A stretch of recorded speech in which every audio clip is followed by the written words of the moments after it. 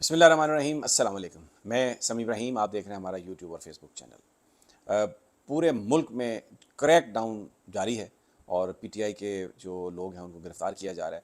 एक सवाल है बहुत बड़ा जो लोग इस वक्त पूछ रहे हैं और पाकिस्तानी मीडिया इस पर बात कर रहा है कि क्या इमरान खान सर्वाइव कर पाएंगे पॉलिटिकली। ये जो इतने लोग छोड़ के जा रहे हैं, उनके जो कायदीन हैं, इसका इम्पेक्ट क्या हो रहा है तहरीक इंसाफ के वर्कर्स पर, और सियासी तौर पर अब इमरान खान कितने रेलेवेंट बन जाएंगे या रह जाएंगे। एक तो ये सवाल है, मैं उसका आपको जवाब दूंगा। यहाँ पर जो इस वक्त सड़कों पे आवाम के अंदर और जो इस वक्त यहाँ पे सोशल मीडिया पर जो सेंटिमेंट है, कुछ लोगों से भी हमारी बात हुई है, वो मैं आपके साथ शेयर करूँगा और लोगों पर किस तरीके से उनके साथ बुरा भला सलूक किया जा रहा है वो भी मैं आपके गोश गुजार करूँगा। दूसरा, इमरान खान साहब ने एक बरतानिया की आउटलेट को, मीडिया आउटलेट को, अपना जो उनका इंटरव्यू है उसमें उन्होंने फिर यह कहा है कि वो मुज़ाकरात करने के लिए तैयार हैं।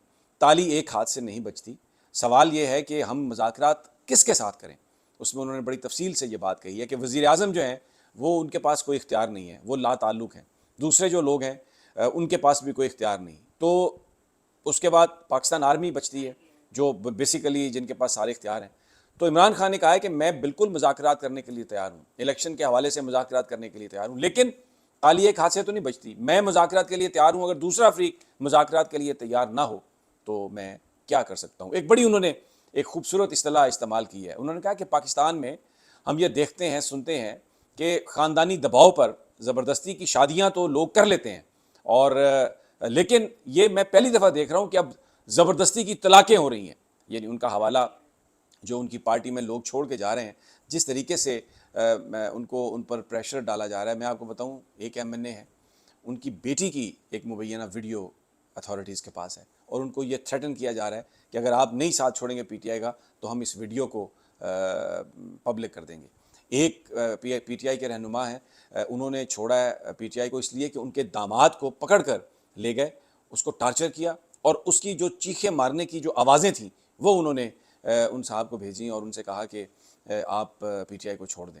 मैं इसके बाद एक बहुत ही सीनियर जो लीडर हैं तहरीक इंसाफ के, वो लाहौर में उनको रखा गया और एक 6 फुट या 5.5 फुट चौड़ा है और तकरीबन 6.5 फुट वो लंबा सेल है और उसमें 8 बंदे, यानी जिस तरीके से लिटाए गए हैं कि उन सब के जो पैर हैं वो एक दूसरे के मुंह में जाते हैं और वो करवट नहीं ले सकते।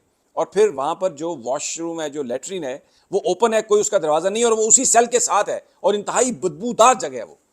जिस तरीके से सलूक किया जा रहा है पीटीआई के वर्कर्स के साथ, माजी करीब में इस तरह का कोई हमें जो लोग बताते हैं, मैंने अपनी आंखों से नहीं देखा, लेकिन जो बता रहे हैं पीटीआई के लोग कि जिस तरीके से उनको रखा जा रहा है, तो इसकी मिसाल नहीं मिलती। इस दबाव में लोग पीटीआई को छोड़ रहे हैं।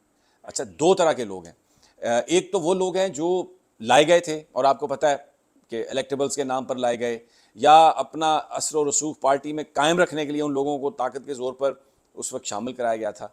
एक तो उनको अब जहाँ से वो लाए गए थे वहीं से उनको वापस ले जाया जा रहा है। दूसरे वो लोग जो नज़रियाती तौर पर आए पीटीआई में और जो जिनकी कमिटमेंट थी, उनको तब्दील करने की कोशिश की जा रही है। ये जिस तरह मैंने आपको बताया, दबाव डालकर उनको कहा जा रहा है कि आप हमदर्दियाँ बदल लें। लेकिन अभी तक जो लोग गए हैं वो कोई टॉप टीयर लीडरशिप नहीं है। सिर्फ एक शीरी मज़ारी साहबा हैं, ईमान मज़ारी, उनकी जो साहबजादी हैं, वो हम सबको पता है कि उनकी शुरू से ही जो पॉलिटिक्स थी वो शीरी मज़ारी से मुख्तलिफ थी, लेकिन क्योंकि 4-5 दफ़ा गिरफ़्तार हुई हैं शीरी मज़ारी, तो शायद असाबी तौर पर वो एक तो उस सूरत हाल से परेशान थी, दूसरा ख़ानदान का दबाव और प्रेशर, तो उन्होंने कहा ठीक है जी, मैं इस्तीफ़ा देती हूँ। इसके अलावा बहुत सारे दूसरे लोगों पर दबाव डालने की कोशिश की गई है। मुझे ज़राए बता रहे हैं कि परवेज़ खटक साहब ने इनकार कर दिया है, फिर उसके बाद शाह महमूद कुरैशी ने इनकार कर दिया है, असद उमर ने भी बिल्कुल उन्होंने कहा है कि मैं किसी तरह भी को पार्टी छोड़ने का मेरा कोई इरादा नहीं है।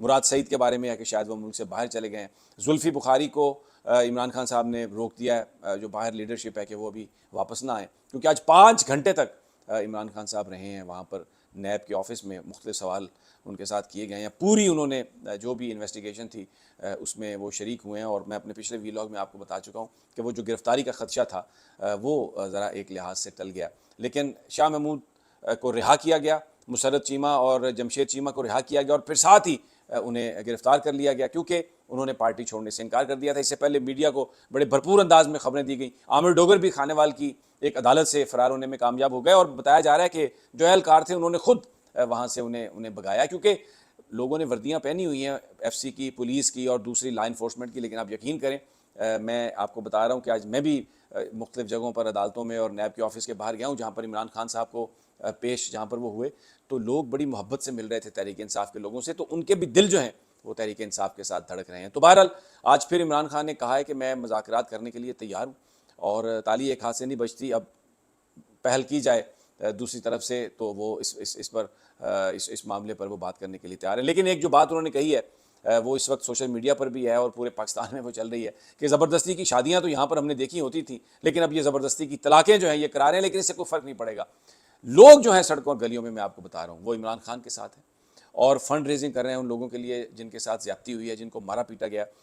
मेरी अभी थोड़ी देर पहले ओवरसीज़ पाकिस्तानियों से बात हो रही थी, लाखों डॉलर उन्होंने जमा किए हैं उन पाकिस्तानियों के लिए जिनके घर बर्बाद हो गए हैं, जिनको लीगल एड चाहिए, जो गिरफ़्तार हुए हैं, जिनको तशद्दुद किया गया, जो लोग पीटीआई के साथ थे। अगरचे 25 मई को यौम शोदा मनाने का ऐलान किया है आर्मी चीफ ने, और लेकिन बताया जा रहा है कि उस दिन छुट्टी नहीं होगी। बहरहाल जो बड़ा सवाल मैंने आपसे कहा कि इस वक्त सवाल ये है नेशनल मीडिया पर जो उठाने की कोशिश की जा रही है कि जी क्या इमरान खान साहब अब सर्वाइव कर सकेंगे, तो जनाब सड़कों पर पाकिस्तान के गली मोहल्लों में सूरत हाल ये है कि इमरान खान की जो मकबूलियत है वो पहले से भी ज़्यादा बढ़ गई है, इसलिए कि ये सारे लोग जो उनको छोड़ के जा रहे हैं, अगर आप उनको देखें तो गिरफ्तार जिस वक्त उन्होंने ये प्रेस कॉन्फ्रेंस किया उससे पहले उन पर मुकदमों की एक भरमार थी, एक पूरा वो जेल पुलिस ये वो, लेकिन जैसे ही वो ये ऐलान करते हैं कि पीटीआई ने बड़ा जुल्म किया है 9 मई को और हमें तो क़यादत ने कहा कि हमला करें और उसके बाद अब हम पीटीआई छोड़ रहे हैं, सारे मुकदमात ख़त्म और वो सुख चैन की ज़िंदगी अपने घर गुजारे हैं। And people are watching that. तो लोगों को ये बात बिल्कुल समझ में आ गई है कि ये जो पुरतशद्दुद मुजाहरों का इल्ज़ाम जो इमरान खान पर है, दर हकीकत ये इमरान खान ने नहीं किया, ना पीटीआई की लीडरशिप ने ये किया। तो इससे लोगों के दिलों में जो एक इमरान खान की मजलूमियत है और इस वक्त जिस चीज़ के लिए उन्होंने स्टैंड लिया है उसके बारे में इतमाद लोगों का मजीद बढ़ गया है।